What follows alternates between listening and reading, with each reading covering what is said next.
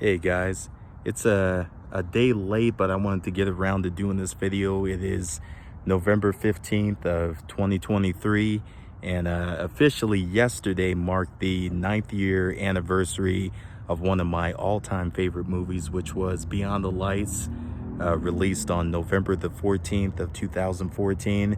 If any of you have followed my channel, you know how much this movie has personally meant to me. It's climbed the ranks of my all-time favorite films higher and higher with every new year. The more I watched it, I watched the film probably dozens of times these last 9 years. I went to the theater to see it a total of 4 times, twice at the regular theaters, 2 times at the cheap seats, which was more of the low budget theater at the time in my neighborhood. And every time I watched it, I got something new out of it. There's so many iconic scenes. Gugu Mbatha-Raws' performance was incredible, as was Minnie Driver's and Nate Parker's. Also, Machine Gun Kelly in the film and Danny Glover. Everybody did incredible. The writing, the music, the way they associated the great Nina Simone and many of her songs, including when Gugu performed Nina Simone's Blackbird a cappella in the karaoke scene in Mexico. That was an iconic scene that all 4 times seeing it in the theater, you can almost hear a pin drop.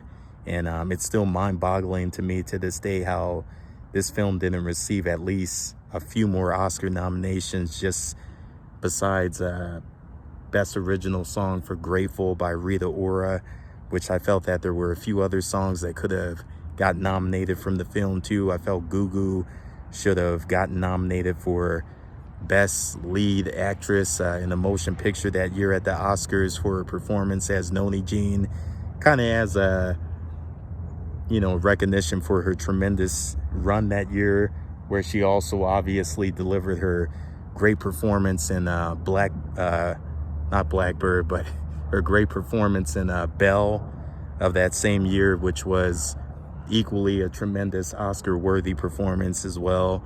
If you haven't seen that film with Gugu, I highly recommend it. At the time, obviously, Nate Parker was really taking off too, and less than a couple years away from doing The Birth of a Nation. And obviously, for obvious reasons, we know that unfortunately his career didn't continue to keep thriving, which I think a lot of us know the ins and outs of what happened, and the fact of the material that he was covering too with Birth of a Nation regarding Nat Turner, and how everything came out from Nate Parker's past. And certainly things came into the light, unfortunately, due to the subject matter too of what he was kind of putting out at the time with that movie. But there was a lot of things from his past that obviously were brought to the fore, and that kind of caused his career to basically tank after that.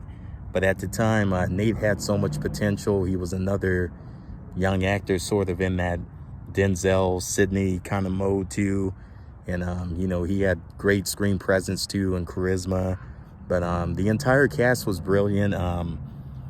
Like I said, I've seen the movie countless times, dozens of times these last 9 years, and every time watching it feels like the first time. I feel like I always get something new out of it.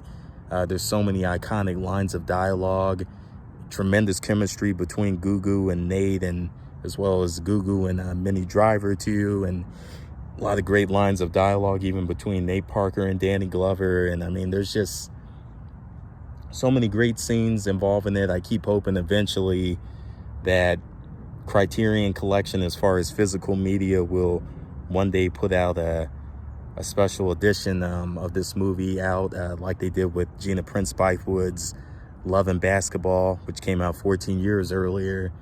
And that's way up on my list too. But I hope that one day they will definitely do the same with Beyond the Lights, because it definitely deserves a Criterion release.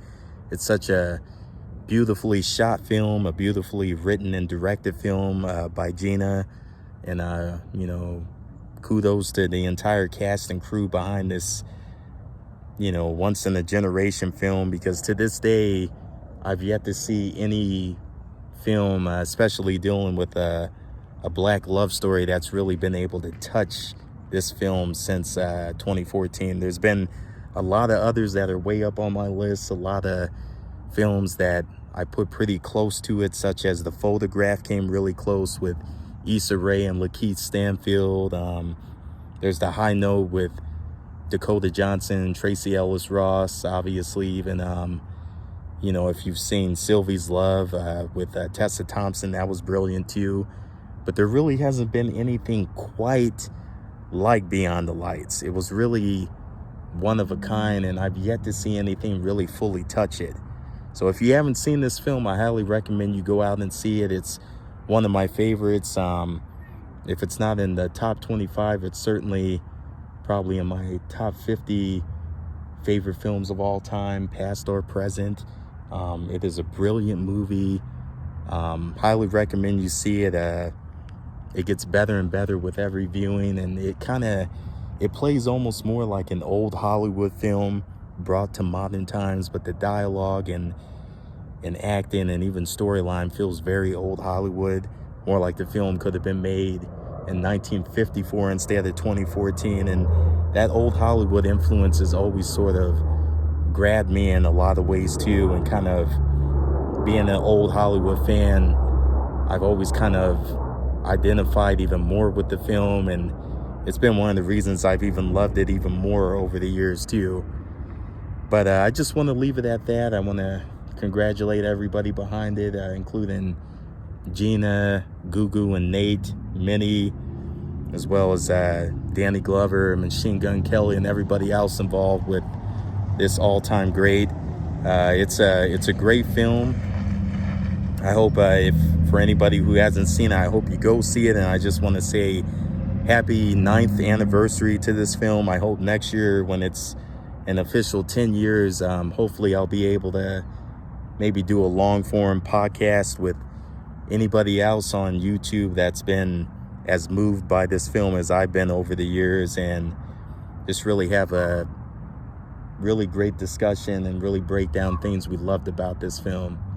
But I want to leave it at that. And again, if you haven't already, please like, comment, and subscribe. We're going to have many more shorts, many more long videos to come in the coming months too, and we're going to continue to discuss what we discuss on this channel, which is movie reviews, movie skits, discussions about actors from the past and present, as well as you know, even little music skits. I try to throw a little music in there at times too, but we're going to always keep this channel very interesting, and more videos to come. So until next time, we'll see you guys later. Bye.